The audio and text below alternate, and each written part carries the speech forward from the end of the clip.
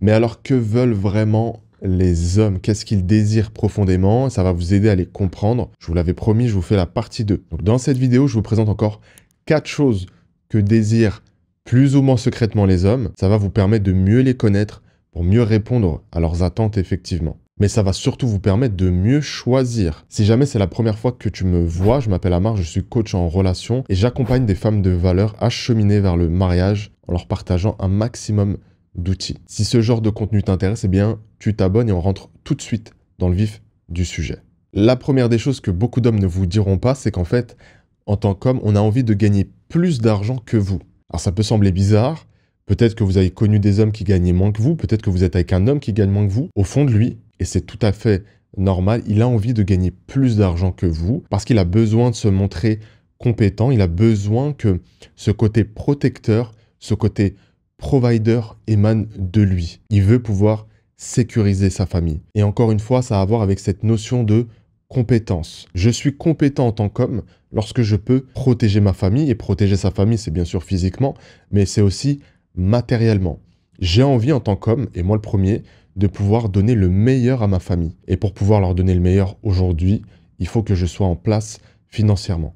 Donc effectivement, beaucoup d'hommes ne seront jamais à l'aise avec une femme qui gagne plus d'argent qu'eux. Et d'ailleurs, la plupart vous diront le contraire, non, franchement, ça me dérange pas trop, etc. Ça, ce sont les partisans du 50-50. Ça, ce sont les hommes qui recherchent une femme comme investissement. Genre une femme qui a plus de moyens que moi, comme ça, elle va élever mon niveau de vie.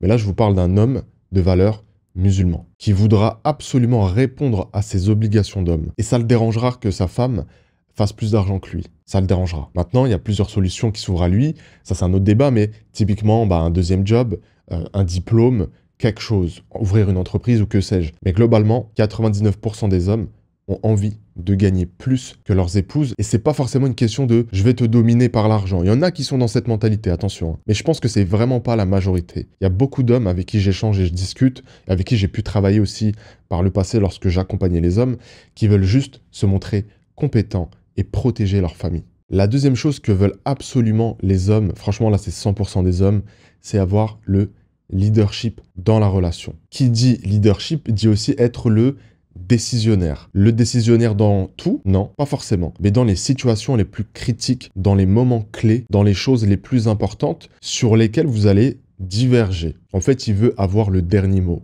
Maintenant, là où j'aimerais vraiment mettre un bémol, c'est que être le leader, bon je l'ai dit plusieurs fois mais je vous le redis ici, ce n'est pas être le tyran, ce n'est pas être un dictateur. On peut être le leader et demander l'avis de sa femme. On peut être le leader et changer d'avis parce que on sent que ça va créer trop de friction entre soi et son épouse. Donc c'est toujours dans cette recherche du juste milieu. Mais j'ai envie de prendre les décisions, j'ai envie aussi de sentir que tu me fais confiance et que tu me laisses le leadership. Et que tu me laisses aussi parfois faire des erreurs. C'est-à-dire que tu sais que je me trompe, mais tu me laisses vérifier par moi-même. Parce que je suis persuadé de choisir la bonne direction. Je vous donne un exemple tout bête. Imaginons que tu sois avec ton mari en train de faire un trajet et tu sais que le chemin le plus court, c'est tout simplement à droite, ok, admettons. Et puis lui décide de partir à gauche parce qu'il est sûr de lui. Laisse-le faire sa bêtise, montre-lui que tu lui fais confiance et quand il va se rendre compte de son erreur, et moi aussi ça m'arrive très souvent d'ailleurs, eh bien il va venir te dire « tu avais raison, je suis désolé, j'aurais dû t'écouter ». Vous voyez?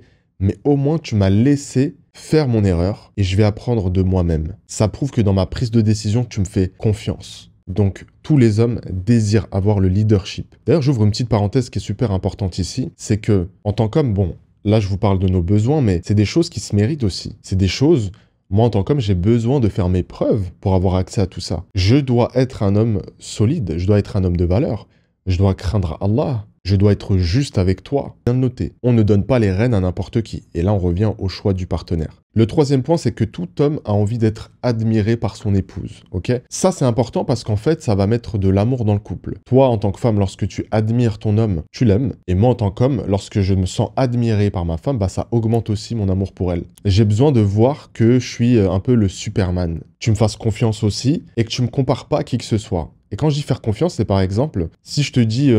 je vais réparer la fuite. Bien, au lieu de me dire non, c'est bon, tu vas faire n'importe quoi là, appelle le plombier. On est dans la comparaison là. Ok, je te fais confiance. Tu me tiens au courant. Et puis si t'as pas le temps, on appelle un plombier, puis ça sera bien comme ça. Donc là, en fait, vous n'avez pas rabaissé votre mari. Vous lui avez fait confiance, vous le laissez faire. Et puis vous lui proposez pourquoi pas une porte de sortie si vraiment il est en difficulté. Et c'est ça l'intelligence émotionnelle. C'est ça l'intelligence relationnelle. Donc cet homme, il a besoin que tu le mettes au-dessus des autres. Il a besoin de se sentir spécial à tes yeux. Et il a surtout besoin de recevoir des compliments sur sa masculinité, sur sa virilité, du style « toi, t'es un vrai homme, toi, tu tiens ta parole, toi, t'es un homme spécial, toi, t'es un homme droit, t'es un homme loyal, etc. etc. » Donc l'admiration, elle est centrale dans une relation qui fonctionne. Et le quatrième point que désirent tous les hommes, c'est tout simplement que toi, tu aies envie de faire ta vie avec lui, évidemment, mais surtout d'avoir des enfants avec lui. Parce que ça, c'est la preuve ultime de l'amour que tu peux lui porter. Là, tu te projettes toi-même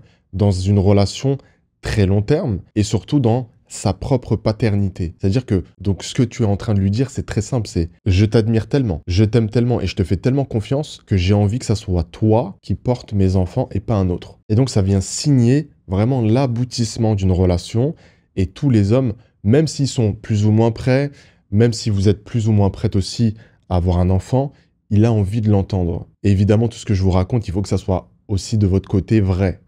On va pas lui raconter des salades, évidemment. Voilà en tout cas 4 choses que les hommes désirent profondément. Si ce genre de contenu vous plaît, abonnez-vous, ne ratez rien.